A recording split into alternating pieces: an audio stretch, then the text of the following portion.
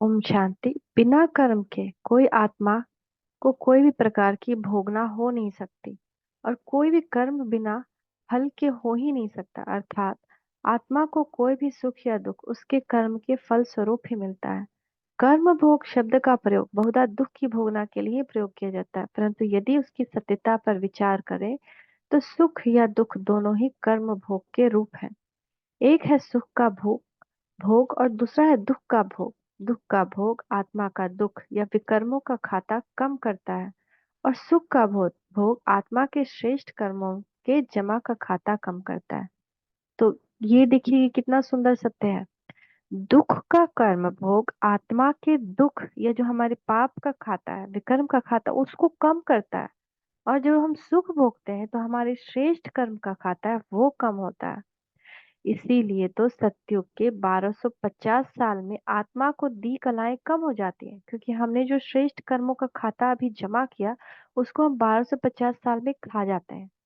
उसी को हम सुख भोग करके वो खाता खाली हो जाता है। उसके बाद हम विकर्म करते हैं। तो विकर्म करते हैं और जब उसकी सजा मिलती है या भोग होता है, दुख होता है, तो हमारा विकर्म का खाता कम हो जाता है। तो कोई भी आत्मा अपने कर्म के भोग से बच नहीं सकती। इसलिए अच्छा यही है कि हम स्वेच्छा और शांति से उसको भोग पूरा करें। यही ज्ञान है ना। अगर हम सोचे कि हमको ही क्यों हो रहा है और हम इससे कैसे बचे, तो ये नहीं हो सकता। तो हम इससे अच्छा है कि हम उसको शांति से और स्वेच्छा से अपनी अनुमति से, अपनी मन की इच्छा से, ओके मेरा ही है, हम भोगेंगे इसको, नो प्रॉब्लम।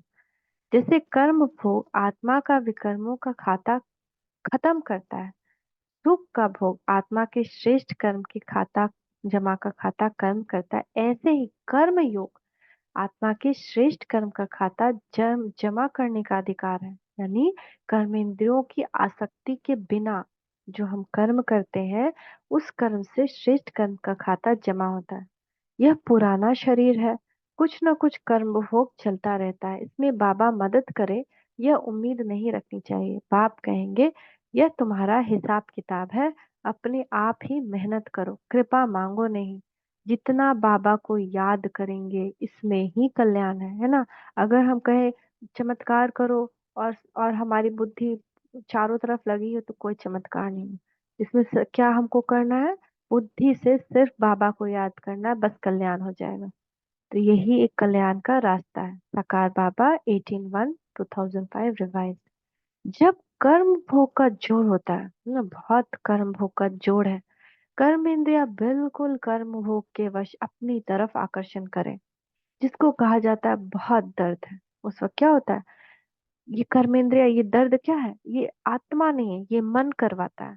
आत्मा मन करवाता, मन जो है कर्मेंद्रियों के वश है।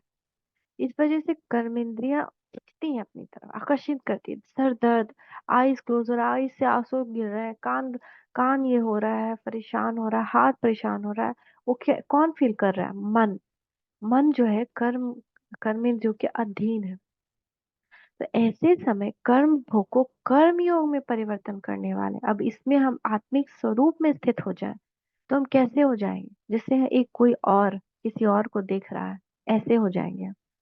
तो ऐसे जैसे हम किसी और को देखते हैं तो हम कम प्रभावित होते हैं ना, खुद में होता है तो ज्यादा होते हैं। इसलिए हम अपने शरीर को अपने से अलग देखें तो कर्म भोग कर्म योग में परिवर्तन हो जाएगा, दर्द ही नहीं होगा। साक्षी हो कर्म इंद्रियों को भोगवाने वाले जो होते हैं उनको ही अष्ट रतन कहा जाता है, जो ऐसे समय विजयी बनकर दिखाते हैं। जब बहुत जोर होता है कर्म भोग का, बहुत दर्द है, बहुत तूफान आ रहा है, बहुत ज्यादा परेशानी हो रही, इस समय जो कर्म योग रहते हैं, परमात्मा की याद में रहे साक्षी होकर के अपने इस कर्म भोग को देखते हैं, वही अष्टरतन में आते हैं, वही विजयी बनते हैं। ये भी परीक्षा की घड़ी होती है। अव्यक्त बाप दादा 4 दिसंबर 1972। ऐसे ही समझ कर चलो कि अभी अभी अल्पकाल के लिए नीचे उतरे हैं परम धाम से कार्य करने अर्थ, लेकिन सदा काल की ओरिजिनल स्थिति वही है, आत्मिक स्वरूप। फिर जितना भी कार्य करेंगे, लेकिन कर्म योगी के समान कर्म करते हुए अपनी निजी स्थिति और स्थान को भूलेंगे नहीं। यह स्मृति ही समर्थी दिलाती है, नहीं तो हम कर्मेंद्रियों के वश हो गए तो समर्थी भी हमारी खत्म। शक्ति खत्म। अगर स्मृति है, समर्थी है, मास्टर सर्वशक्तिमान की स्थिति रहेगी, सारे भोग पे हम विजय पा सकते हैं। सर्वशक्तिमान ही मास्टर सर्वशक्तिमान का जन्म सिद्ध अधिकार है। अव्यक्त बाप दादा 22 जून 1971। इस अलौकिक जीवन में आत्मा और प्रकृति दोनों की तंदुरुस्ती आवश्यक है। जब आत्मा स्वस्थ है तो तन का हिसाब किताब व तन का रोग शूली से कांटा बन जाता है। उसके लिए वरदान अर्थात दुआ दवाई का काम कर देती है। इसलिए किसी की बद्दुआ नहीं लेनी चाहिए, हमेशा दुआ लें। किसी से भी कैसे दुआ ले सकते हैं? किसी को भी दुआ देनी है, किसी से भी अच्छे बोल बोलने, किसी के साथ भी अच्छे कर्म करने। तन की शक्ति आत्मिक शक्ति के आधार पर सदा अनुभव कर सकते हैं। और जो आत्मिक शक्ति भरपूर है, आत्मिक शक्ति कम कैसे हो गई? जब हम पांच कर्म इंद्रियों के वश हो गए, या हम पांच विकार के वश हैं, तो हम बहुत छीन है आत्मिक शक्ति से। लेकिन हम आत्मिक स्वरूप में है, मास्टर सर्वशक्तिमान की स्थिति में है और दुआएं दे रहे हैं हर समय हर किसी को, तो हमारी श्रेष्ठ स्थिति है और हमारी शक्ति अचल है। उस समय ये सारी चीजें दुआ का काम करती है और हमारा तन का रोग शूली से कांटा बन जाता है। ये सारी युक्ति बाबा ने बताई है। बीमारी का वर्णन भी बीमारी की वृद्धि करने का कारण बन जाता है। कितने लोग वर्णन किया, फिर उन्होंने 50 लोग को वर्णन किया, आहा ओहो। ये सब वृद्धि करता है बीमारी को। कर्म योगी परिवर्तन की शक्ति से कष्ट को संतुष्टता में परिवर्तन कर संतुष्ट रह, औरों में भी संतुष्टता की लहर फैलाएगा। अर्जी डालने वाले कभी भी सदा राजी नहीं रह सकते। अव्यक्त बाप दादा 29 दिसंबर 1987।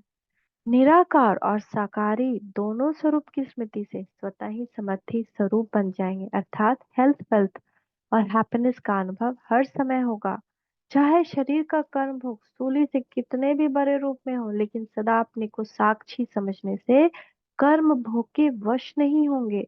हर कर्म भोग स्थूली से कांटे समान अनुभव होगा। अव्यक्त बाप दादा 27 जनवरी 1976। तो हमको करना क्या है? प्रैक्टिस साक्षी दृष्टा का, अपने प्रति औरों के प्रति साक्षी होकर देखें। उसके प्रभाव में नहीं आए, कर्मेंद्रियों के प्रभाव में नहीं, किसी के संस्कार के प्रभाव में नहीं, किसी के कर्म के प्रभाव में नहीं।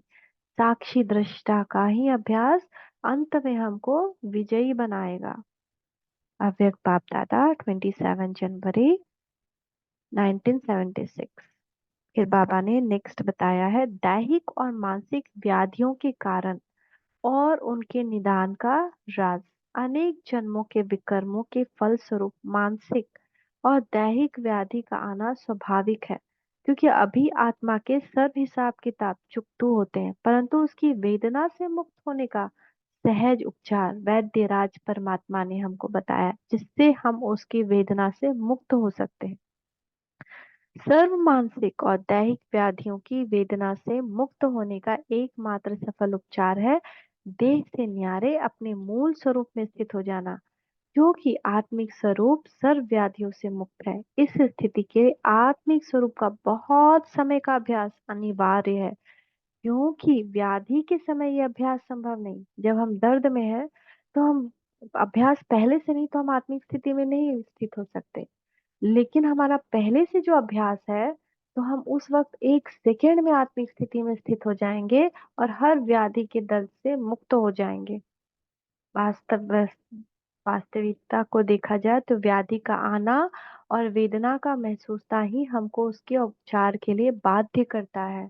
जब व्याधि आई और हमने उसकी वेदना महसूस की, तभी हम क्या सोचेंगे कि हमको अब इससे ठीक होकर के बहुत ही ज्यादा आत्मिक स्थिति का अभ्यास करना है। जो बाध्यता अनेक आत्माओं के साथ के हिसाब किताब को चुकतू करने का साधन है। सबके साथ के हिसाब किताब चुकतू होने के बाद ही उसका पूरा निदान संभव है।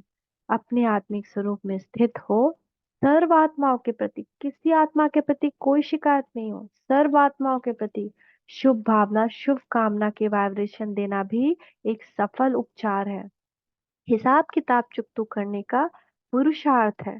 जैसे कभी ये भी होता है कि जिस आत्मा के साथ मेरा हिसाब किताब है, उसी आत्मा के साथ रहते हुए हमको वो वेदना आए, वो पीड़ा आए, वो सब कुछ महसूस हो, तो उस वक्त वो परिस्थिति में भगवान हमको ड्रामा जो होता है हमको मौका देता है कि उनका कोई स्वरूप या परिस्थिति हमको नजर आ, हम उसको शिकायत करने के बजाय उसको दुआएं दें और शुभ भावना शुभ कामना रखें। लेकिन उस वक्त जो हमने शुभ भावना शुभ कामना नहीं रखी तो वो हमारा उपचार नहीं हो पाता, फिर वो हिसाब किताब उसी व्याधि से चुकता होता है। तो अगर उस वक्त हमने शुभ भावना शुभ कामना रखी तो हमारा उपचार हो जाता है। तो हिसाब किताब चुकतू करने का ये पुरुषार्थ है कि सबके प्रति शुभ भावना शुभ कामना रखें।